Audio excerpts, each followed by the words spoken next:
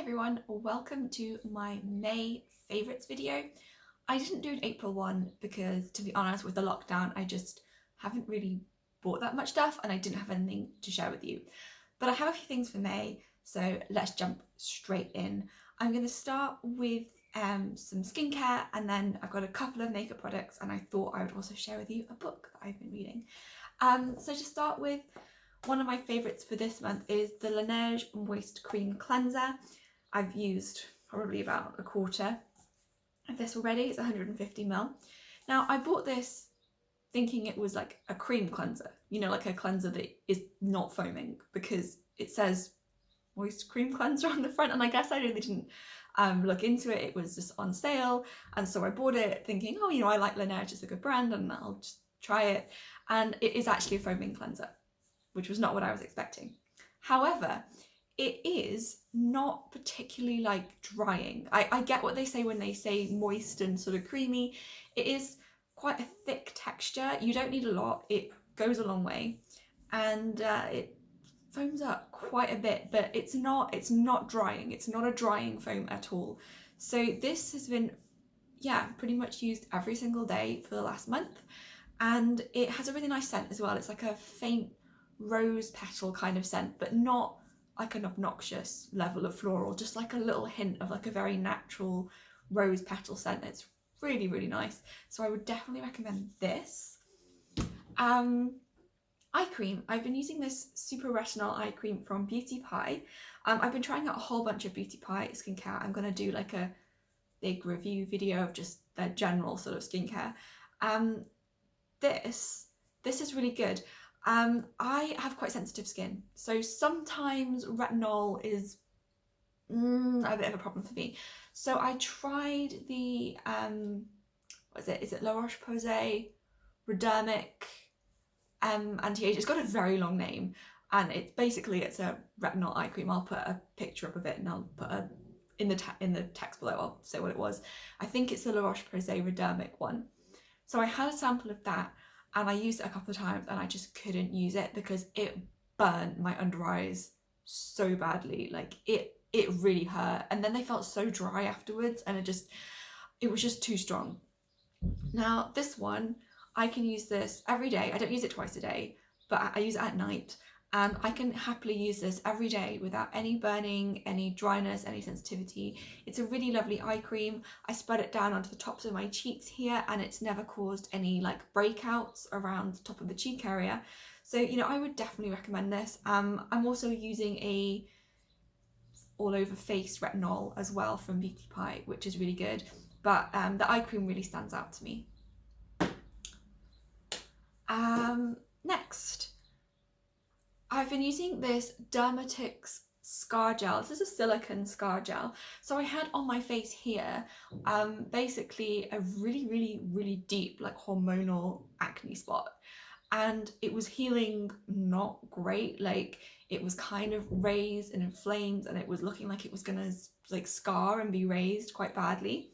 So I started using this scar gel. Now these are a little bit expensive. I mean, they sell this at Boots, and the price is a little bit expensive, but there is good evidence that silicone helps reduce scarring, like not pitted scars. So for a lot of acne stuff it won't help, but if you have a raised scar, it's called a hypertrophic scar, silicone can help reduce the scarring. And that's because scars come about when you have basically like kind of overproduction of collagen. Like as it's healing, there's a lot of collagen formation, and that's what causes a raised scar. And silicone has been shown to basically reduce that overproduction of collagen that contributes to having that raised bumpy scar. So I've been using this twice a day, every day, and it's really helping to flatten out the area. Like it's not raised anymore, it's healing nice and flat. So if you do have any areas of scarring where you've had a bad cut, you've had stitches, you've had surgery, you've had an infection on the skin, this kind of stuff can be really helpful in helping the scar heal flat. It won't help with pitted scars. It can't replace and put stuff in where there's stuff missing. So if you have a dent, it won't help. But if you have anything that's raised, silicone gel is really good. Onto a hair product now. This is the Body Shop Ginger Shampoo. This I have been using for ages, but I've never mentioned it because I mean I don't really talk about hair stuff, but I thought I would throw it in because I do use this a lot. It is an anti-dandruff shampoo for dry scalp, so dry dandruff, and this is really effective. Like, it doesn't smell horrible like some anti-dandruff shampoos do. It doesn't like really strip the hair. I found this, I mean I don't dye my hair anymore, but I have used this when I had dyed hair and it didn't strip the dye at all, whereas some like stronger anti-dandruff shampoos do, like, I don't know, fade your hair colour faster than it would normally fade. The Body Shop doesn't test on animals. This is vegetarian. It's not vegan because it has honey in it. But other than that, it's free from animal produce. And I've just found this really, really effective. It's mild yet effective, if that kind of makes sense. The Body Shop in general, I'm a big fan of, and this is a really good product. A couple of makeup things now. So this Missha BB cream is an old favourite, but I've recently got back into using it just because when I've been putting makeup on, like in this current situation, I'm not going to go for like a full glam heavy coverage kind of thing. If I'm putting makeup on, it's more cute, pretty, natural, summery, kind of that kind of vibe. I'm also super pale from not really being outside at all in the sun, and so this shade is really good for me at the moment. It's number 21, and it is quite a pale and very neutral shade if you have a neutral skin tone like mine, like neutral to slightly warm, I would call my skin tone, but a lot of the time actual warm undertone shades look yellow, so it's not like that warm, it's more sort of neutral, a little bit warm. This is SPF 42, so you get a little bit of sun protection in there, although I would still apply a sunscreen, like a normal sunscreen underneath, because there's debate about how much protection you actually get from SPF in makeup. Like, don't rely on the SPF in your makeup because you're probably not applying a thick enough layer of it for it to actually be that SPF. Like, there's some articles about it suggesting that you need to apply like 15 more times foundation than you actually would use, like, in order to get the SPF coverage that it says. So, I mean, I don't know about this individual product about whether the SPF would be effective enough by itself, so I do apply a sunscreen underneath. But it's basically just a really, really good everyday light coverage. Like, you know, it's not like super light. It's not like you put it on your skin and you can't see it there. You can see it. It does cover like minor stuff and even out the skin tone. It's a really nice texture. It's not too hydrating. It's not drying. It's basically just the perfect light coverage formula, in my opinion. They, unfortunately, being a Korean brand, dark shades, they don't, unfortunately, like a lot of Korean brands, don't make deep shades. They only make pale shades. But I originally sought out Korean makeup because I couldn't find makeup pale enough. So if you're in that category of struggling to find things that are pale enough, you can go check out a Korean brand like Missha. This is 21. They make stuff that's lighter than this as well. Like, this isn't the lightest shade, but it's just a really, really good everyday product. I have another Korean product. This I've only used it a couple of times, but it was so good I wanted to throw it in here anyway. And this is the Heimish, what do they call it, Smudge Stop? Dailism Smudge Stop Mascara. It's got a weird name. Basically, this does not smudge, as it says in the name. But for me personally, I really struggle with my lower lashes and getting a grey ring of mascara basically on my under eye, because I have quite long lower eyelashes. They touch my skin, and even if I use a waterproof formula, I get like a grey shadow in a ring where my eyelashes touch my under eye. It doesn't seem to matter like how waterproof the formula is, how effective the formula is as waterproof on my upper lashes, how hard it is to remove, like what concealer I use, what powder, like it doesn't seem to matter. I almost always, with every mascara, get this grey shadow from my lower lashes. And I've used this a couple of times, no shadow, no transfer, no greyness on my under eye, absolutely perfect, didn't budge. Like, this is possibly the best lower lash mascara I've used. Like, I was using the Innisfree, like the skinny micro carrot in waterproof, which I do really like, but even that I get a bit of a grey ring from after a while. This didn't give me anything, so this is now my new favourite lower lash mascara. It's a bit too natural for my upper lashes for me personally. It doesn't volumize like at all, so it's not for the upper lashes for me, but for the lower lashes this is just perfect. My final makeup product is the Glossier Boy Brow. Now I know this has been around for a long time, but I only purchased this a couple of months ago because I thought, like, I know there was a lot of hype around it, but I was like, it's a brow gel, how great can it be? Like, and it's like £15 for a brow gel that's like this big. I was like, I can get brow gel so much cheaper. Why would I, buy this? But eventually, I got around to placing an order with Glossier, got some of the blushes, which are also really great. And I thought, I'll try it because everyone goes on about this and has been going on about it for so long. It's great. That's why everyone's been going on about it for so long. It's really, really great. It is definitely worth the £15. If you're like me and you don't have a huge amount of brow, like, I like the shape of my brows is fine, but they're not particularly dense, they're not particularly thick. I do have to fill them in quite a bit, and this like makes them look so fluffy. Like, it makes the hairs all sort of go I don't know, that didn't make sense, but it gives you that kind of really fluffy natural brow look, and it definitely makes me look like I have a whole lot more brow hair than I actually do. So yeah, this is like a magic brow gel, and it's definitely worth the money.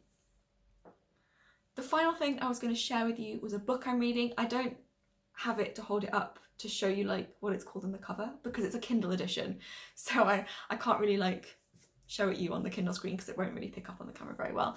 But it's called They Were Her Property, and it's about white women's ownership of slaves in the American South. Now, I bought this book to read because I just reread Gone with the Wind, which, I mean, it's one of my favourite books, but I do recognise that it is very problematic in many ways, that its depiction of slavery is like very like paternalistic and does not represent like the way slaves were like brutalized, basically. It's like a very nice depiction. If slavery can ever be depicted in a nice way, it's like that's the way it is in Gone with the Wind. Like, it is a very problematic depiction of slavery, and it's also a very problematic depiction of the Reconstruction era, the era after the Civil War. I mean, it's very racist. I mean, I think it's interesting, Gone with the Wind, as a book because it gives you an idea of the mindset, not in the era that it's set, but in the era that it was written. From the way the Civil War and the aftermath of the Civil War and the Confederacy is depicted, you get an idea of the way the Confederacy was still thought of by certain people in the South when the book was like being researched, like in the 1920s. So I think it's interesting from that point, and it has some really strong female characters and really good character development and the depiction of just like trauma from experiencing war, and it has some really good points about it, but it's also a very problematic book. So I wanted to read some actual historical factual books about the Confederacy, about slavery, and about the Civil War period. So I downloaded 2 books. One was this one called They Were Her Property, and it talks about how white women participated actively in slavery, that how they owned slaves, how they were the independent owners of slaves, how even married women, like we think about in that era, a woman gets married and all of her property and all of her power gets lost and transferred to her husband, and then she's basically just there on the sidelines and the husband does everything. But it shows through like records and testimonies that white women in the South did, through legal contracts, continue to maintain their independent ownership and mastery of the slaves that they owned, separate from their husbands. They got married, but they had contracts drawn up, which meant they separately had their own slaves that they brought with them, that they were gifted to them from their parents or from other family members that they brought with them from their home when they got married. And so white women weren't just there subjugated by men on the sidelines watching white men do slavery and like have slaves. They actually did actively participate, and I think it's really important that that is recognized. Yeah, obviously, like, we're in a particularly difficult time right now. A lot of stuff is going on in the world that you will know about. I'm not going to like talk about it a lot, but it's really important right now that we have a better understanding of racism, about its history, about where it comes from, about how it is in this current situation, and as well as reading, you know, current books written currently about the current times. I think it's really important if we have a good understanding of racism in context, and that means understanding its history. And so I would really recommend a book like this that sort of really sheds a light on some of the things that aren't so much talked about, like white women's participation in slavery and in owning slaves, in running plantations, in the slave trade, because, you know, we're not just innocent bystanders watching it happen. Like, white women were participants, and they were capable of brutally beating and starving their slaves just like white men were. So it's a really interesting book that has a slightly different perspective on women's history and on the history of slavery in the American South. The other book that I haven't started yet, but which I also bought because of rereading Gone with the Wind, is a book about the Reconstruction era. Because the Reconstruction era, if you've read Gone with the Wind, I mean, if you haven't read Gone with the Wind, you probably have no idea what I'm going on about, but if you've read Gone with the Wind or you've seen the movie, then you probably know that the way the period after the Civil War is depicted is incredibly biased, and it kind of depicts the white Southerners as being like really, really oppressed by the Reconstruction era and by the northern governance of the states after the Civil War. So I do know that the depiction in Gone with the Wind is really not accurate in terms of how it like talks about Reconstruction. So I've bought a book, like a history book on the Reconstruction era to read as well. So sorry about like babbling on just about random, I mean, like, this is, I talk about makeup like and skincare. I don't know why I'm babbling on about something else, but I thought it was kind of relevant right now, and I thought that it was a really interesting book, and I thought like it's really important to highlight the role of women in slavery. You know, women did bad things too. Just because they were, you know, kind of subjugated by men and they were considered inferior to men and they didn't have as many rights as men, didn't mean that they didn't exercise power over people who, in that kind of hierarchy of that culture and the law of that time, they were still well above the black people that they owned, and they still exercised a lot of power and authority with respect to their slaves, and they were active participants, and I think it's important that we acknowledge that. Okay, I'm gonna stop babbling now. That was my monthly favorites. Yeah, that was everything. Okay, next video, more beauty, less talking about books. Unless anyone wants to hear about the books that I'm reading. Like, I'm thinking you probably don't, but if you do, just let me know and I can do a video more about good books to read. Okay, I hope you are all happy and healthy and well, and I was going to say enjoying the weather, but it's actually kind of cold here today. I hope the weather is better where you are than it is here. Okay, bye.